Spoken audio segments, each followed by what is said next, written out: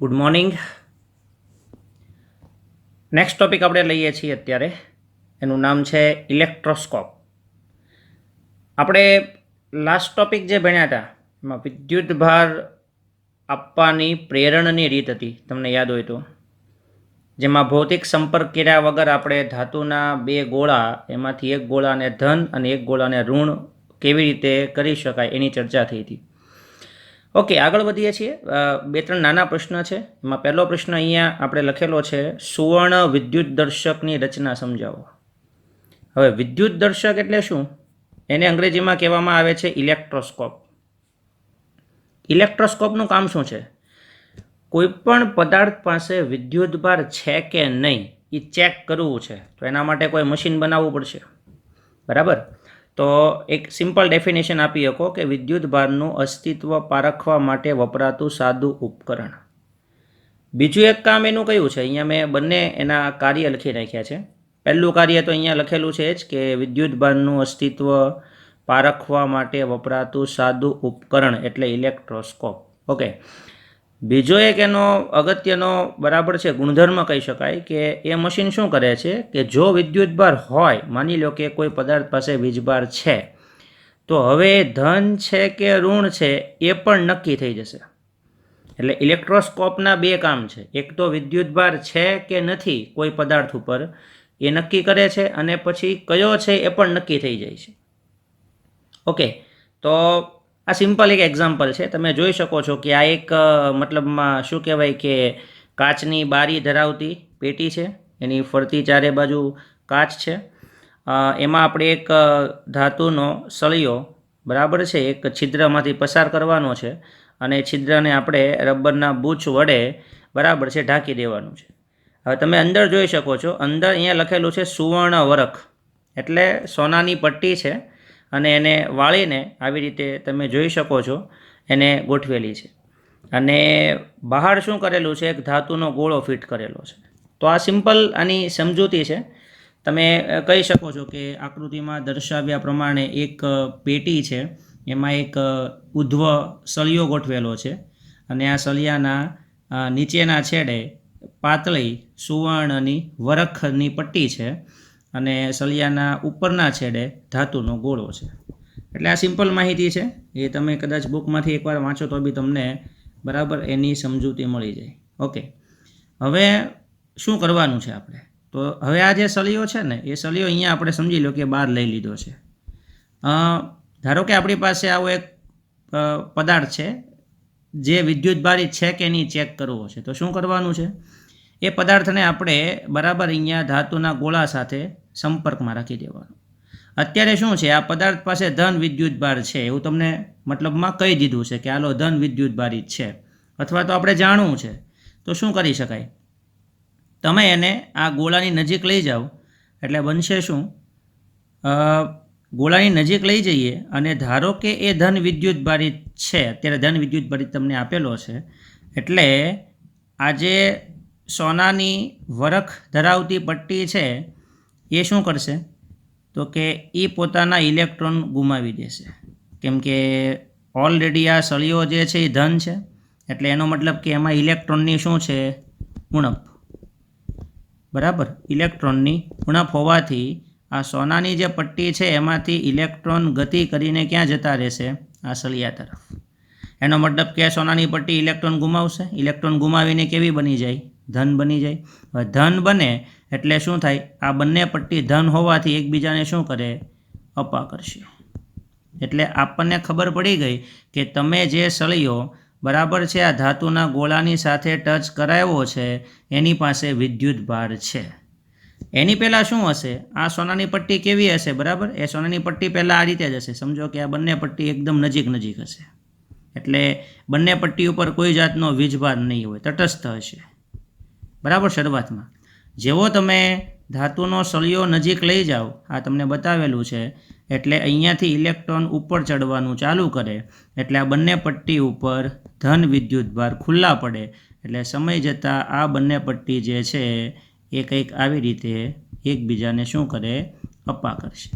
અપા કરશે એટલે આપણે કાચની બારીથી ચેક કરી શકીએ કે ઓકે આ જે સળીઓ છે એ વીજભાર ધરાવે છે. જો હજી ખાલી એટલી જ ખબર પડી છે કે વીજભાર ધરાવે છે, બરાબર છે. એ વીજભાર ધન છે કે ઋણ છે એ પણ ચેક કરી શકાય, એ બી હું તમને સમજાવી દઉં.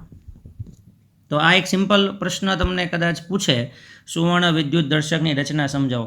વર્ણન હું જે બોલ્યો એટલું નથી કરવાનું, વર્ણન બહુ સિમ્પલ છે. ફરી એકવાર કહી દઉં, પહેલાં તમારે ઇલેક્ટ્રોસ્કોપ શું છે એની માહિતી આપી દેવાની, કે વિદ્યુતભારનું અસ્તિત્વ પારખવા માટે વપરાતું સાદું ઉપકરણ. ઓકે, એટલું લખાઈ ગયું.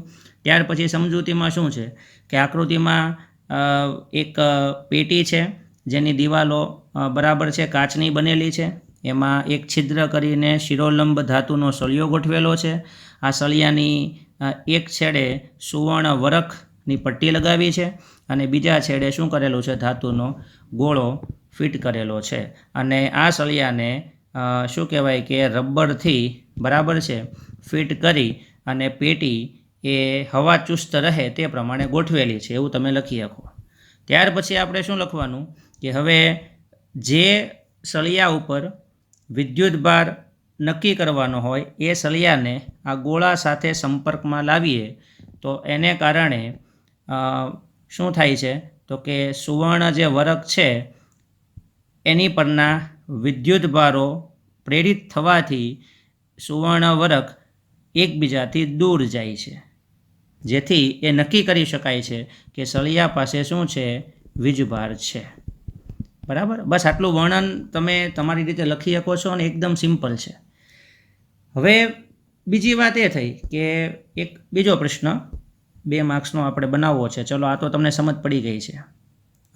એવું જરૂરી નથી કે આ સુવર્ણની પટ્ટીઓ જ લેવી, બરાબર, કેમ કે સુવર્ણ એ મોંઘું પણ છે, આપણને બી ખબર છે. તો એલ્યુમિનિયમથી પણ કામ થઈ શકે છે અને ઘરે બી તમે આ બનાવી શકો છો. તો એક બીજો નાનો એવો પ્રશ્ન લઈએ કે સાદા વિદ્યુત દર્શક બનાવવાની રીત સમજાવો અને એનું કાર્ય શું છે. કાર્ય તો આપણે ભણી ગયા છીએ, બરાબર છે. તો એના માટે શું કરવાનું છે, તો એના માટે સિમ્પલ એક્ઝામ્પલ છે. તમે જોઈ શકો છો કે એક કાચની બોટલ છે. હું ખાલી અહીંયા તમને સમજાવી દઉં તો બી તમને ખ્યાલ આવી જશે.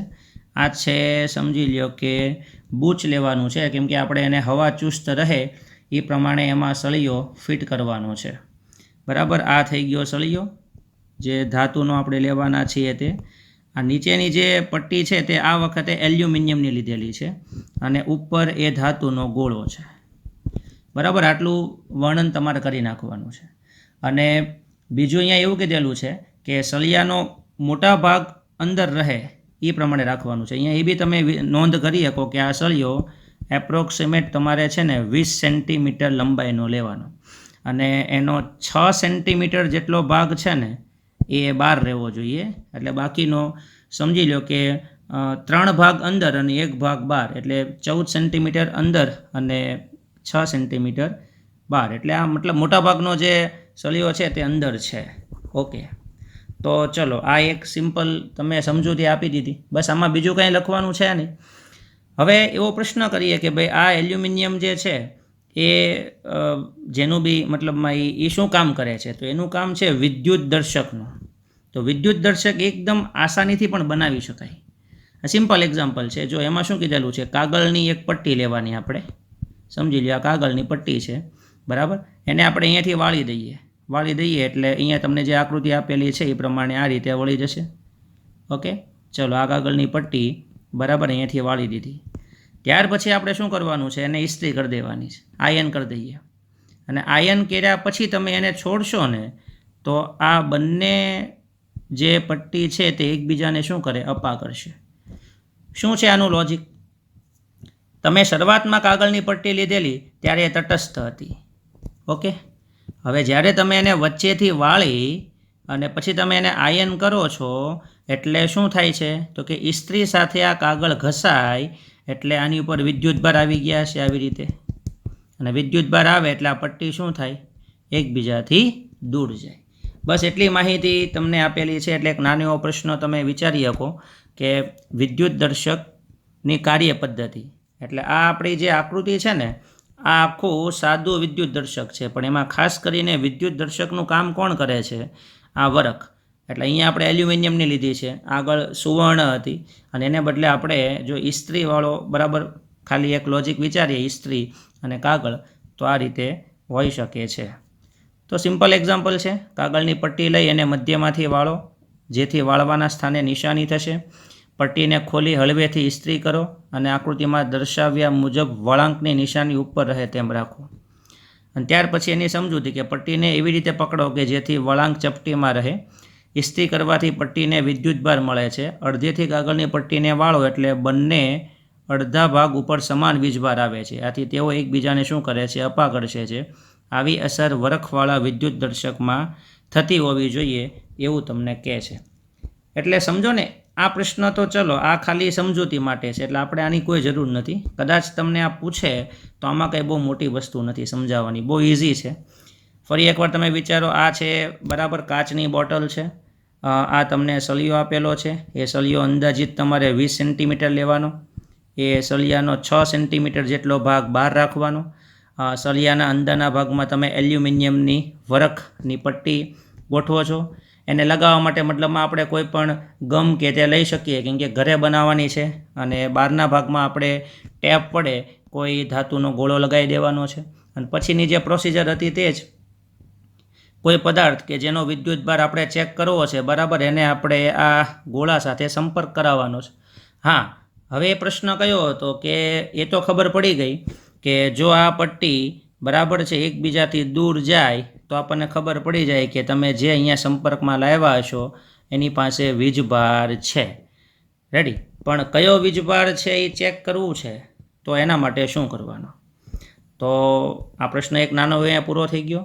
હું તમને ખાલી સમજૂતી આપી દઉં, એક્સ્ટ્રા કોર્નર છે આ. કયો વીજભાર છે એ કેવી રીતે ખબર પડે? તો સિમ્પલ એક્ઝામ્પલ છે, આગળ જે હતું તે જ. આ કાચની બોટલ તમે જોઈ શકો છો. આ આપણે એલ્યુમિનિયમ કે સોનાની વરખ લઈ લઈએ. આ બરાબર છે, ઉપર ગોળો છે અને આ આખો સળિયો છે અને આ બૂચ જે છે એ ફિટ કરેલું છે. હવે એક કામ કરીએ, જો કયો વીજભાર છે એ ચેક કરવો હોય તો તમારે છે ને શું કરવું પડશે ખબર? પહેલેથી જ આ જે સોનાની વરખ છે ને એને ધન વીજભાર અથવા તો ઋણ વીજભાર આપી દેવો પડશે. આપણે માની લઈએ કે આ સોનાની જે વરખ છે તે ઓલરેડી પહેલેથી કેવી છે? ધન વીજભારિત છે. તમે જોઈ શકો છો. રેડી? ઓકે. હવે માની લો કે નંબર 1, આપણે જે સળિયો બરાબર છે લઈ જવાના છીએ ગોળા તરફ, એ ધન વીજભારિત છે. અને બીજો પ્રશ્ન એ છે કે ધારો કે આ સળિયો ઋણ વીજભારિત છે. પણ એ ખબર ક્યારે પડશે? અત્યારે સળિયો ધન વીજભારિત છે, બરાબર છે. આપણે ચેક કરવાનું છે કે ધન જ છે, તે આપણને કેમ ખબર પડી? હવે એ સળિયાને જો તમે આ ગોળા તરફ લઈ જશો એટલે સૌથી પહેલાં શું થવાનું છે? જો બંનેનો સંપર્ક કરાવો તો આ ધન વીજભારિત હોવાને કારણે અહીંયાથી ઇલેક્ટ્રોન ગતિ કરીને ગોળા ઉપર આવી જશે, જે અત્યારે તમને આકૃતિમાં બતાવેલું જ છે. આ ઇલેક્ટ્રોન ક્યાંથી આવ્યા છે ખબર? આ જે સોનાની બંને પ્લેટ છે એની ઉપરથી ઇલેક્ટ્રોન ઉપર આવ્યા હશે. એની પહેલાં ઓલરેડી આની ઉપર ધન વીજભાર તો હતા જ. સમજો કે આ ધન વીજભાર તો પહેલેથી હતા જ, પણ હવે આ સળિયો નજીક આવ્યો એટલે વધારાના બીજા ધન વીજભાર જમા થશે. એટલે એનાથી શું થાય કે આ બંને પ્લેટો એકબીજાથી વધારે દૂર જશે. અત્યારે તો ઓલરેડી દૂર છે જ. એનું કારણ શું મેં તમને કીધું ને, પહેલેથી જ આ પ્લેટ ધન વીજભારિત રાખેલી જ છે. પણ જો તમે આ સળિયો ધન વીજભારિત રાખશો તો શું થવાનું છે કે આ પ્લેટ ઉપરથી ઇલેક્ટ્રોન આકર્ષાઈને ગોળા સુધી પહોંચી જાય. એટલે આની ઉપર હજી વધારે ધન વિદ્યુતભાર જમા થવાનો. પરિણામે શું થાય કે આ પ્લેટ જ્યાં હતી એનાથી દૂર જવાની. એટલે આપણું ઓબ્ઝર્વેશન એમ કહે છે કે જો આ બંને પ્લેટો એકબીજાથી દૂર ગઈ હશે તો સમજવાનું કે તમે લીધેલો સળિયો ધન વીજભારિત હશે. હાલો, હવે ઋણ વીજભારિત હોય તો શું થાય? આનાથી ઊંધું થાય. સમજી લો કે આ ઋણ વીજભારિત સળિયો છે. હાલો, આપણને ખબર નથી પણ આપણું ઓબ્ઝર્વેશન અહીંયા હોવું જોઈએ. ઓકે, તો હા, તમે આ ઋણ વીજભારિત સળિયાને આની આરે જસ્ટ કોન્ટેક્ટ કરાવો તો આ વખતે ઊંધું થશે. ઊંધું શું થવાનું છે? આ ઇલેક્ટ્રોન અહીંયાથી ગોળા ઉપર અને ગોળા ઉપરથી આ સળિયા ઉપર આવી અને સમજી લો કે અહીંયા ગોઠવાઈ ગયા. બે અહીંયા આવી ગયા, બે અહીંયા આવી ગયા. તો હવે આ પ્લસ માઇનસ મેં તમને છેલ્લા લેક્ચરમાં કીધેલું, બરાબર, એ પ્રમાણે કેન્સલ થઈ જશે. તો ખાલી 2 જ ધન વીજભાર વધે. તો પહેલાં જે હતા એને બદલે વિદ્યુતભાર ઘટી ગયો. એટલે હવે આ બંને વચ્ચે જે અપાકર્ષણ હતું એ થોડુંક કેવું થઈ જાય, ઓછું થઈ જાય. એટલે હવે આ જે બંને પટ્ટી છે તે આટલી દૂર હતી બરાબર પહેલાં, એને બદલે હવે શું થઈ જાય, થોડી નજીક આવી જશે. એટલે કે આ રીતે આવી જશે. એટલે આપણે શું સમજવાનું છે, જો સળિયો ઋણ વીજભારિત હશે તો સમજવાનું કે પટ્ટી હતી એના કરતાં નજીક આવી ગઈ, અને જો ધન વીજભારિત હશે તો પટ્ટી હતી એના કરતાં થોડીક ક્યાં જતી રહેશે, દૂર જતી રહે. આ સિમ્પલ એક્સ્ટ્રા કોર્નર છે. તમે કયો વીજભાર છે એ પણ નક્કી કરી શકો છો. બરાબર, તો સમજ પડી ગઈ. ફરી એકવાર વિચારો તો, ધારો કે મેં ધન વિદ્યુત ભારિત સળિયો લીધો છે. હાલો, તમને કેમ ખબર પડશે એ ધન વીજભારિત છે? તો પહેલાં તમારે શું કરવું પડશે, આ સોનાની જે તમે વરખ લીધી છે એને ઓલરેડી તમે ચાર્જ આપી દો. ચાર્જ આપી દો એટલે શું થયું કે ઓલરેડી તે આટલી દૂર જતી રહી. બરાબર, જો એ વધારે દૂર જાય તો સમજવાનું કે આ ધન વીજભારિત છે, અને જો તે નજીક આવી જાય તો સમજવાનું કે આ કેવો છે, ઋણ વીજભારિત. હવે તમે તમારી જાતે પાછો એકવાર બરાબર છે પ્રશ્ન વિચારી લેજો. આ એક્સ્ટ્રા કોર્નર થયું.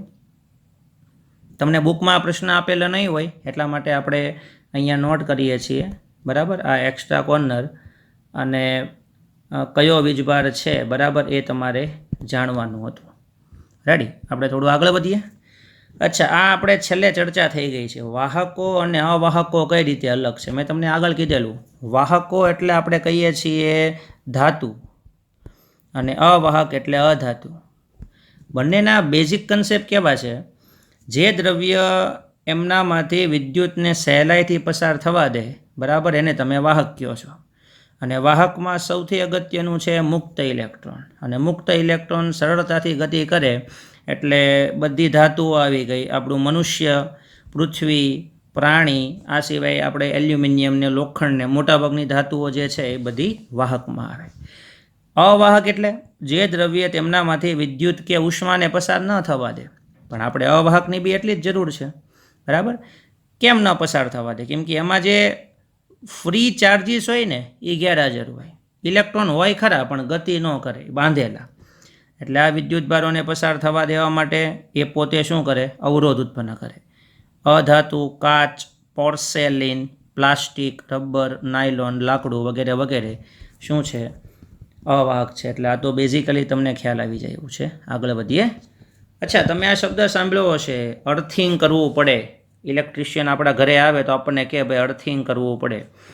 આપણે અર્થિંગ એટલે શું છે, અર્થિંગ એટલે હાઈ વોલ્ટેજ કેટલીક વાર શોક લાગે તો એ બરાબર છે આપણા જે સાધનો છે ઇલેક્ટ્રોનિક ડિવાઇસ એને નુકસાન ન કરે, આપણને એનો જે આંચકો છે તે ઓછો લાગે, અને આપણા શરીરમાંથી એ વોલ્ટેજ કે પ્રવાહ જે કહીએ એ જમીનમાં ઉતરી જાય. એના માટે જમીનમાં છે ને એક વાયર મોટાભાગે એ બરાબર છે ધાતુ તરીકે આયન લેવામાં આવે છે. જો તમે જોઈ શકો આ ઘરની નજીકમાં આવી રીતે જમીનમાં બરાબર છે અર્થિંગ કરેલો હોય, અને એનો એક વાયર આપણા ઘરમાં આવતો હોય. હવે આપણા ઘરમાં ડિવાઇસ જે છે એ આપણે લગાવીએ, પ્લગ લગાવીએ, એ કઈ ટાઈપનું હોય એ બી તમને ખબર છે. જો આ રીતનું છે, આ સોકેટ આપણે જોયું હોય એમાંથી આ જે ઉપરનો જે બરાબર પોઈન્ટ છે ને એ અર્થિંગ માટેનો છે. એક પોઈન્ટ ફેઝ કહેવાય અને એક પોઈન્ટ જે છે તે ન્યુટ્રલ. બરાબર, તો તમે પેલા કરંટ કે વોલ્ટેજ ચેક કરતા હોય ત્યારે જોજો કે ફેઝનો જે ખાલી એક હોલ હશે ને એમાં તમને પાવર દેખાશે, આવશે, અને બીજામાં પાવર નહીં આવે કેમ કે એ ન્યુટ્રલ છે. હવે ન્યુટ્રલ શું છે એની પણ અહીંયા ચર્ચા કરવાની છે. મતલબમાં 3 તાર આવશે, એ આખી માહિતી અહીંયા આપેલી છે. તો સૌથી પહેલાં ગ્રાઉન્ડિંગ કે અર્થિંગ જે કહીએ તે ડેફિનેશન તમે અહીંયાથી જોઈ શકો છો. સુવાહક દ્રવ્ય મારફતે વિદ્યુતભારિત પદાર્થને પૃથ્વીના સંપર્કમાં લાવતા પદાર્થ પરનો બધો વધારાનો વીજભાર. મેં કીધું ને ક્યારેક હાઈ વોલ્ટેજ આવે તો એ ક્ષણિક પ્રવાહ બની જાય અને જમીનમાં ચાલ્યો જાય.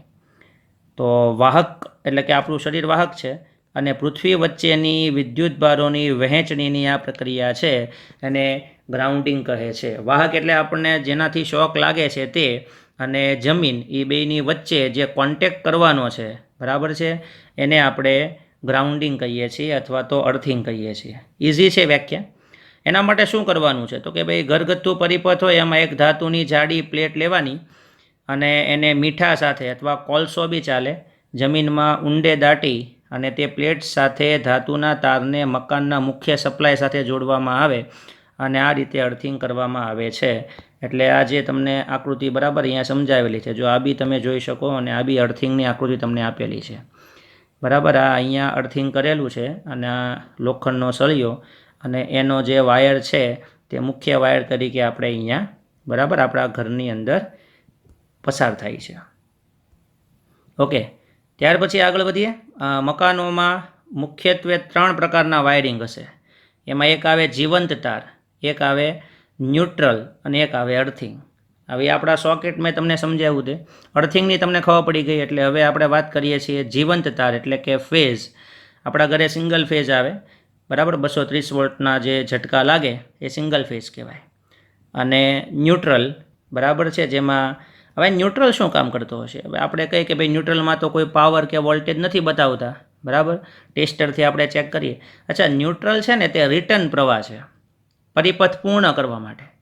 સમજી લો કે પ્રવાહ આવે છે તો એને પાછું રિટર્ન બી થવું પડે, તો રિટર્ન કરવા માટે આ ન્યુટ્રલ જોડવો જરૂરી છે. એના વગર પરિપથ પૂર્ણ ન થાય એ તમારે સમજવું પડે. માહિતી આપી દીધી. જો પ્રથમ 2 તાર એ પાવર સ્ટેશનમાંથી વિદ્યુત લાવે છે. જો અહીંયા તમને આકૃતિ મેં સમજાવેલી છે. આ 3 ફેઝ સપ્લાય છે બરાબર, આ ટ્રાન્સફોર્મર અને આ શું કહેવાય કે એના જે મેઇન વાયર છે એમાંથી આપણે આ સિંગલ ફેઝ આપણા ઘરે આવ્યો અને આ જે છે તે ન્યુટ્રલ એ આપણે રિટર્ન કરંટ માટે બતાવવો પડે, એટલે પરિપથ પૂર્ણ કરવા માટે જોઈએ. એટલે મતલબ કે સપ્લાયમાંથી આપણા ઘરે શું કહેવાય કે 2 તાર જોડેલા હોય પાવર સ્ટેશનમાંથી. ત્રીજો તાર શું છે? અર્થિંગ છે, એની વાત થઈ ગઈ. હવે ઇસ્ત્રી, ટીવી, ફ્રીજ જેવા બરાબર છે વધારે વોલ્ટેજવાળા ઉપકરણ છે એની જે બોડી છે એને આપણે અર્થિંગ સાથે જોડવામાં આવે, જેથી કોઈ કારણસર જીવંત તાર એ જો ધાતુની બોડીને સ્પર્શે તો એ ઉપકરણને નુકસાન ન થાય અને વધારાનો જે પ્રવાહ છે તે જમીનમાં જતો રહે. એટલે અર્થિંગના લીધે માનવ શરીર અને ઉપકરણને રક્ષણ મળે છે. હું તમને ખાલી સિમ્પલ આ દર્શાવું તો બી તમને ખ્યાલ આવી જાય. જો આ ન્યુટ્રલનું જે કામ છે તે અને આ અર્થિંગનું કામ છે. જો આ સમજી લો કે રેફ્રિજરેટર છે તો પ્લગ ઇન કરતી વખતે એમાં 3 વાયર ઓલરેડી જોડેલા હશે, જેમાં એક અર્થિંગ પણ એમાં આવી જશે. ઓકે, તો આ થઈ ગઈ એની સામાન્ય માહિતી. ચોપડીમાં તમને આકૃતિને બધું નથી આપેલું, પણ જનરલ તમને થોડો આઈડિયા આવે એના માટે હું તમને સમજાવું છું. રેડી? આ તમે એકવાર બુકમાંથી વાંચશો, તમને ખ્યાલ આવી જશે, એનો કોઈ પ્રશ્ન નથી. આગળ વધીએ. અચ્છા, હવે 2 માર્ક્સના 2 નાના પ્રશ્ન છે તે આપણે જોવાના છે. બરાબર ધ્યાન આપજો. થોડું એક્ઝામ્પલને એની વાત આપણે કરતા જશું. વિદ્યુતભારના સંરક્ષણનો નિયમ લખો અને સમજાવો. ઓકે, પહેલાં તો સંરક્ષણ કોને કહેવાય? સંરક્ષણ એટલે હું તો એવું માનું કે રક્ષણ, અથવા તો એવું તમે કહી શકો કે બચાવ. સમય સાથે આપેલી રાશિ બરાબર છે નાશ ન પામે કે નવું ઉત્પન્ન ન થાય એટલે એ સંરક્ષણ થયું. રેડી? અને એ જ છે, એમાં બીજું કંઈ ખાસ નથી. તમે ઉર્જા સંરક્ષણ ભણી ગયા છો, તમે વેગમાન સંરક્ષણ ભણી ગયા છો, તો હવે આપણે આ ચેપ્ટરમાં વિદ્યુતભાર સંરક્ષણ ભણવાનું છે. તો પહેલાં તો ડેફિનેશન આપી દઈએ કે ભાઈ વિદ્યુતની દ્રષ્ટિએ અલગ કરેલ તંત્ર એનો કુલ વીજભાર એનું સંરક્ષણ થાય છે, જે વિદ્યુતભારના સંરક્ષણનો નિયમ છે. હજી ઘણાને અલગ કરેલા તંત્રમાં તકલીફ છે. તો હવે એ તમારે જો 11મા ધોરણનો કેસ છે. અલગ કરેલું તંત્ર કોને કહેવાય? સિમ્પલ લોજિક હું તમને કહું તો જેના ઉપર બહારથી કોઈ જાતનું બળ ન લાગે એને તમે અલગ કરેલું તંત્ર કહી શકો. હવે વિદ્યુતની દ્રષ્ટિએ એનો મતલબ કે બહારથી કોઈ સપ્લાય નથી આપવાનો. માની લો કે તમારી પાસે ઇસ્ત્રી છે તો આપણે એને કોઈ પ્લગઇન કર્યા વગર એમને મૂકી દઈએ જેમ છે એમ, એનો મતલબ કે અલગ કરેલી છે. પણ જો તમે એમાં પાવર આપો તો એ અલગ કરેલી ન કહેવાય. અથવા એને બી અલગ કરેલી કેવી હોય તો જેમાંથી પાવર આવે છે એને બી તંત્રમાં લઈ લેવો પડે. એ બહુ ડિટેલમાં નથી જવું, સિમ્પલ ખાલી યાદ રાખો ને. આ ડેફિનેશન આવી ગઈ. હવે એ લોકો શું કહે છે? અલગ કરેલા તંત્રનો કુલ વીજભાર કેવો રહે છે? હંમેશા અચળ. અને બીજો મુદ્દો શું કહે છે? વિદ્યુતભારને ઉત્પન્ન કરી શકાય નહીં અને નાશ પણ કરી શકાય નહીં, તે માત્ર એક પદાર્થ પરથી બીજા પદાર્થ ઉપર લઈ જઈ શકાય છે. ઓકે, આ 2 બહુ મહત્ત્વના મુદ્દા છે. અને ત્રીજો મુદ્દો એ જોઈ લઈએ, જ્યારે આપણે 2 પદાર્થને ઘસીએ છીએ ત્યારે એક પદાર્થ જેટલો વીજભાર મેળવે છે એટલો જ વીજભાર બીજો પદાર્થ ગુમાવે છે. અચ્છા, હું તમને છે ને એક્ઝામ્પલ આપતો જાઉં. તમને બરાબર યાદ હશે કે આપણી પાસે કાચનો સળિયો અને રેશમનું કાપડ, બરાબર, આ એક્ઝામ્પલ આમાં 100% શૂટ કરે છે. હવે તમે કાચના સળિયાને રેશમના કાપડ સાથે ઘસો એટલે થાય શું? તો કે સાહેબ જે કાચનો સળિયો છે ને તે ઇલેક્ટ્રોન ગુમાવે, બરાબર, અને કોને આપે? રેશમને. તો આપણે ચાલો 4 ઇલેક્ટ્રોન કાચે ગુમાવ્યા, તો કાચ ઉપર 4 ધન વીજભાર આવે કે નહીં આવે? તો તમે વિચાર કરો, આમાં કાચના સળિયાએ કેટલા ઇલેક્ટ્રોન ગુમાવ્યા? 4. અને કેટલા ધન વીજભાર એની પાસે આવ્યા? 4. એનો મતલબ શું થયો? કાચનો સળિયો જેટલું ગુમાવે છે એટલું જ રેશમને મળે છે. એ 4 ઇલેક્ટ્રોન ગુમાવે છે તો અહીંયા 4 ઇલેક્ટ્રોન મળે છે. એનો મતલબ કે નવો કોઈ વિદ્યુતભાર ઉત્પન્ન થયો નથી, બરાબર. જો આ મુદ્દો તમે અહીંયા જોઈ શકો છો કે જ્યારે આપણે બે પદાર્થને ઘસીએ તો એક પદાર્થ જેટલો વીજભાર મેળવે એટલો બીજો પદાર્થ ગુમાવે. રેડી ને? તો આ એક્ઝામ્પલ બેસ્ટ છે. હવે હું એમ કહી દઉં કે આખું એક તંત્ર છે. હાલો, આ તંત્ર છે, બરાબર. તો હવે તમે વિચારો, કાચ પાસે 4 ધન વીજભાર છે તો હું +4 કરું, અને રેશમ પાસે 4 માઇનસ છે તો -4 કરું, બરાબર. શું થઈ ગયું? 0. હવે શરૂઆતમાં શું હતું? શરૂઆતમાં તમે જોઈ શકો કે કાચનો સળિયો જે હતો એની પાસે કોઈ વીજભાર હતો નહીં, અને રેશમનું કાપડ જે હતું એની પાસે કોઈ વીજભાર હતો નહીં. એનો મતલબ કે શરૂઆતમાં કાચ પાસે 0 વત્તા રેશમ પાસે 0 બરાબર 0. તો હવે તમે ગણતરી કરો, પ્રક્રિયા પહેલાંનો વીજભાર અને પ્રક્રિયા પછીનો વીજભાર સરખો થયો કે ન થયો? આને શું થયું કહેવાય? સંરક્ષણ. તમારે લખવાનું નથી, આ જસ્ટ ખાલી તમને હું સમજૂતી આપું છું. ઓકે, યાદ રાખજો આ. એટલે વિશ્વની કોઈ પણ એવી પ્રક્રિયા વિદ્યુતને લગતી થાય ને એમાં યાદ રાખવાનું, હંમેશા વિદ્યુતભારનું સંરક્ષણ થાય. આ દુનિયાનો સારામાં સારો આ નિયમ છે જેને કોઈ તોડી શક્યું નથી, અને વિદ્યુતભારનું સંરક્ષણ 100% થાય જ. આપણે કેમ કહીએ ઉર્જાનું સંરક્ષણ થાય જ, એમ કોઈ એમ ન કે ઉર્જાનું સંરક્ષણ ન થાય, એની જેમ વિદ્યુતભારનું સંરક્ષણ 100% થાય. બીજું એક્ઝામ્પલ તમે લઈ શકો. જુઓ, સાંભળો, આપણે એક કાચની પેટી લઈ લઈએ, બરાબર. સમઘન કાચની પેટી આપણે લીધી, અને એની અંદર શરૂઆતમાં બરાબર છે કોઈ વીજભાર નથી, એટલે Q બરાબર 0. હવે આપણે શું કરવાનું છે? આપણે આની અંદર બહારથી એક વિકિરણને દાખલ કરીએ. હવે આ વિકિરણ કોણ છે? તો તમારા આગળ જઈને આવશે ફોટોન અથવા તમે કહી શકો ગેમા વિકિરણ. બેમાંથી કોઈ પણ, આ બંને એક જ છે. ગેમા વિકિરણ અથવા ફોટોન, એની પાસે છે ને પહેલેથી કોઈ વીજભાર હોય જ નહીં, એટલે આપણે એને કહેવાય છે વીજભાર વિહીન કણ. વીજભાર વિહીન કણ. તમે આ ફોટોનને શું કરો છો? તો કે આ કાચની જે દિવાલ છે એમાંથી તમે પેટીમાં દાખલ કરો તો બન્યું શું ખબર? આ વિદ્યુતભાર વિહીન કણ કાચ મારફતે અંદર દાખલ થયા પછી એક જોડકું ઉત્પન્ન કરે છે. એ જોડકામાં એક ધન અને એક ઋણ વીજભાર ઉત્પન્ન થયો. આ ઋણ વીજભારને કહેવામાં આવે છે ઇલેક્ટ્રોન, અને આને કહેવામાં આવે છે પોઝિટ્રોન. સાંભળજો, પ્રોટોન નહીં, પોઝિટ્રોન. ઓકે, તો આ પ્રક્રિયા બી વિદ્યુતની દ્રષ્ટિએ શું કહે છે કે વિદ્યુતભારનું સંરક્ષણ થયું. કારણ જેટલો ધન છે એટલો જ ઋણ છે, બરાબર. આ બેનો વિદ્યુતભાર સમાન જ આવે, ખાલી વિજાતીય છે, તો એનો નેટ વિદ્યુતભાર 0 થઈ ગયો. શરૂઆતમાં વિદ્યુતભાર કેવો હતો? ફોટોન પાસે બી 0 હતો, અને પ્રક્રિયામાં શરૂઆતમાં વિદ્યુતભાર કેવો હતો? 0 હતો. એનો મતલબ આ લોકો એમ કહે છે કે કોઈ પ્રક્રિયામાં વિદ્યુતભાર ધરાવતા કણો ઉત્પન્ન થઈ શકે કે નાશ પામી શકે, પણ કોઈ અલગ કરેલા તંત્ર વડે ધારણ થતો વીજભાર ઉત્પન્ન કે નાશ થતો નથી. અને આ મુદ્દો જુઓ, ઘણા વિદ્યુતભારિત પદાર્થોના અલગ કરેલ તંત્રમાં પદાર્થો વચ્ચેની આંતરક્રિયાને લીધે વિદ્યુતભારોનું પુનઃવિતરણ થાય છે. એટલે અહીંયા થયું ને પુનઃવિતરણ, બરાબર.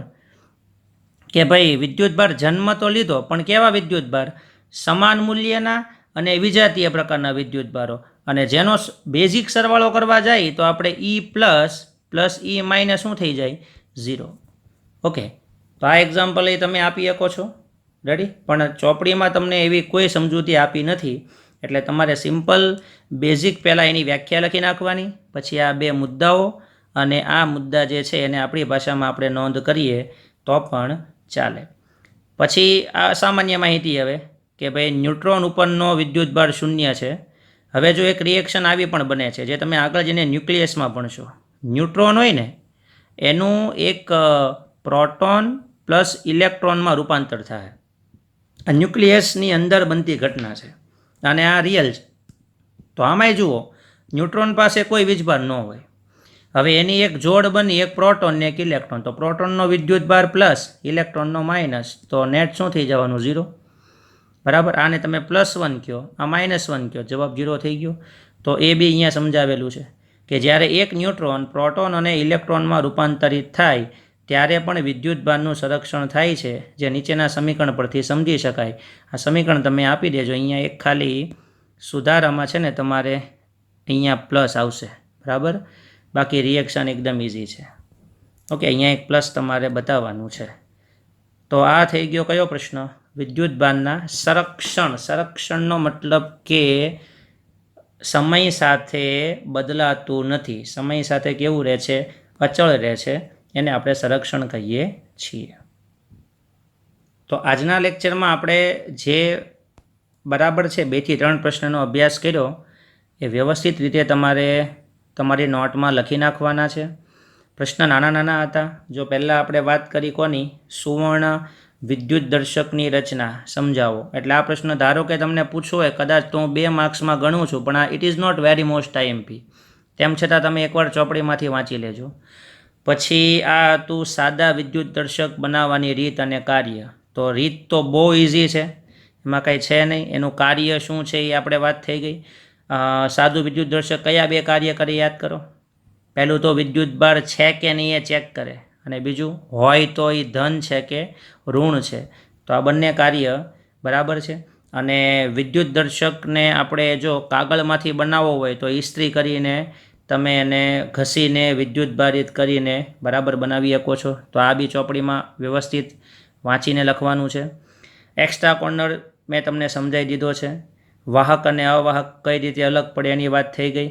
બરાબર. અર્થિંગ અથવા ગ્રાઉન્ડિંગ આ તમે આના પરથી નક્કી કરી શકો છો. બરાબર. 3 વાયરની આપણે ચર્ચા કરી. અને પાવર સ્ટેશન જે છે એમાં ખરેખર કઈ રીતની બેઝિક આકૃતિ છે આ બરાબર છે એની પણ મેં તમને સમજૂતી આપી. રેડી. અને છેલ્લે વિદ્યુતભારના સંરક્ષણનો નિયમ. આ પ્રશ્ન તમને 2 માર્ક્સમાં પૂછી શકાય, એટલે આને બરાબર એકવાર વાંચી લેજો. આના પહેલાં એક્ઝામ્પલ મેં તમને કાચનો સળિયો, રેશમનું કાપડ એ તમને મેં કીધું, અને પેલી પેટીવાળું એક્ઝામ્પલ બરાબર છે એ તમે લઈ શકો છો. પણ ચોપડીમાં નથી એટલે તમે ન દર્શાવો તો ચાલે. આવતા લેક્ચરમાં નવા ટોપિક સાથે ફરી મળીશું, અને કદાચ આવતા લેક્ચરમાં આપણે દાખલા બી સ્ટાર્ટ કરીએ છીએ. તો તમે આ બધી થિયરી એકવાર વ્યવસ્થિત વાંચી લેજો. મળીશું નેક્સ્ટ લેક્ચરમાં. ઓકે.